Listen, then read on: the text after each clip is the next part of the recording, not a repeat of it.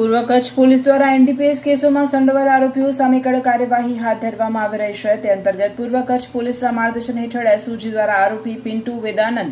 ઉર્ફે વેદાનંદ યાદવની ડ્રગ્સના નાણાંમાંથી વસાવેલી સ્થાવર અને જંગમ મિલકત જપ્ત કરવાની કાર્યવાહી કરવામાં આવી છે।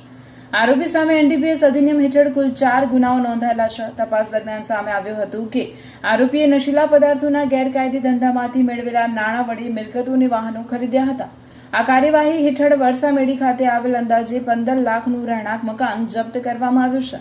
ઉપરાંત આરોપીની કાર, બાઇક અને એક્ટિવા સહિત કુલ 7,31,000ના વાહનો પણ જપ્ત કરવામાં આવ્યા છે। આમ આરોપીની કુલ 22.31 લાખની સ્થાવર અને જંગમ મિલકત જપ્ત કરવાનો આદેશ અમલમાં મૂકવામાં આવ્યો છે। પૂર્વ કચ્છ પોલીસ દ્વારા ડ્રગ સંબંધિત ગુનાઓ સામે આવી કડક કાર્યવાહી આગામી સમયમાં પણ યથાવત રાખવામાં આવશે। ગુજરાત રાજ્ય સરકારનો જે એક ખાસ અભિગમ છે ડ્રગ્સ વિરુદ્ધ કડક કાર્યવાહી કરવાનો અને જેટલા પણ એના સાથે જોડાયેલો પેડલરો હોય એમના વિરુદ્ધ જે છે કોઈ પણ એવી પ્રવૃત્તિ હોય જે ગેરકાયદેસર ચલાતી હોય એમના વિરુદ્ધ કડક કાર્યવાહી કરવાનો જે અભિગમ છે એના અનુસંધાને માનનીય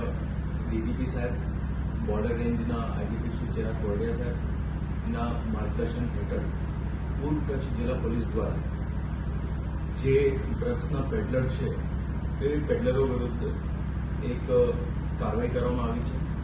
જેમાં જે એનડીપીએસ એક્ટની જે પ્રોવિઝન છે જેમાં જે કોઈ એવા પેડલર્સ હોય એ પેડલર્સ ડ્રગ્સની બદીથી ઉપજાવેલ ઇન્કમથી પોતાની જંગમ અથવા સ્થાવર મિલકતો વસાવેલ હોય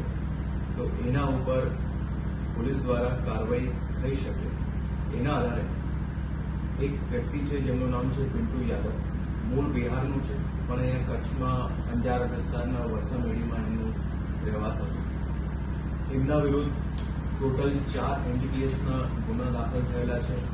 જેમાં સર્વપ્રથમ 2019માં છે અને એના પછી 2025માં 140 કિલો ગાંજાનો કેસ છે, જેના હેઠળ ઓલરેડી આ વ્યક્તિ અત્યારે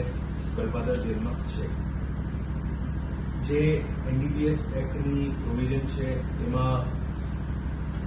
68I, સેક્શન 68I અને સેક્શન 68U હેઠળ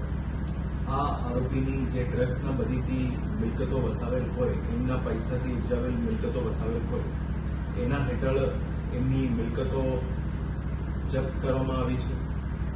આમાં જે કાયદા પ્રમાણે જે પ્રપોઝલ કરવાનું થતું હોય એ પ્રપોઝલ જિલ્લા પોલીસની એસઓજીની ટીમ દ્વારા તત્કાલીન એસઓજી પીઆઈ ડીડી ઝાલા, અત્યારે એસઓજી પીઆઈ બોરીસાગર દ્વારા જે છે એ આખી એક મોનિટરિંગ કરવામાં આવેલી હતી અને આ પ્રપોઝલ જે છે જે ગુજરાત રાજ્ય દ્વારા જે ગુજરાત રાજ્યની એક મોડલ જે આમાં નિભાવેલી હોય આ એનડીપીએસ એક્ટ હેઠળ એ ઓથોરિટી છે જેનું નામ છે સાફેમા, સ્મગલર્સ એન્ડ ફોરેન એક્સચેન્જ મેનિપ્યુલેટર્સ જે એક હેઠળ જે ઓથોરિટી છે જેનું હેડક્વાર્ટર મુંબઈ છે। આ સાફેમા દ્વારા આ વ્યક્તિનું જે પ્રોપર્ટી છે જેમાં એક ઇમૂવેબલ પ્રોપર્ટી છે, જેમાં એનું એક ઘર છે જે વરસામેડીમાં છે, બીજી 3 જંગમ મિલકતો છે જેમાં એક કાર છે રેનોલ્ટ અને બીજા 2 ટુ વ્હીલર્સ, એ બધી 4 મિલકતો જે છે આ પિન્ટુ યાદવ દ્વારા વસાવેલ આવેલી હતી, જે એમના ડ્રગ્સના વ્યાપારથી ઉપજાવેલ મિલકતો, ઉપજાવેલ પૈસા હોય એનાથી આ મિલકતો ખરીદ કરવાનો પ્રસ્થાપિત થયો હતો અને આ પ્રપોઝલના આધારે સાફેમા ઓથોરિટી દ્વારા આમનું પ્રોપર્ટીનું ફોરફીચરનું ઓર્ડર કરવામાં આવ્યું છે, જેના આધારે આગળની કાર્યવાહી જિલ્લા પોલીસ દ્વારા કરવામાં આવેલી છે। જે ગુજરાત સરકારનું જે ધ્યેય છે એના અનુરૂપ જે એનડીપીએસ એક્ટ હેઠળ કાર્યવાહી આ આરોપી વિરુદ્ધ કરવામાં આવી છે। આ પિન્ટુ યાદવ જે છે એમનું જે ઘર છે એ ઘર પોતાના નામનું નહીં હતું, એમની વાઇફના નામનું વસાવેલ હતું, પણ ઓવરઓલ જે બધી વિત્તીય વ્યવહારોની તપાસ કરવામાં આવી એ બધા વિત્તીય વ્યવહારોમાં આમની આ મિલકતોમાં જે ગેરરીતિ હતી એ બધી પ્રસ્થાપિત થઈ। એના અનુરૂપ જે છે જિલ્લા પોલીસ દ્વારા આ પ્રપોઝલ અને આ એક્ટ હેઠળ વિવિધ પ્રકારની જે છે આ કાર્યવાહી મિલકત જપ્તીની એનડીપીએસ એક્ટ હેઠળ કરવામાં આવી છે।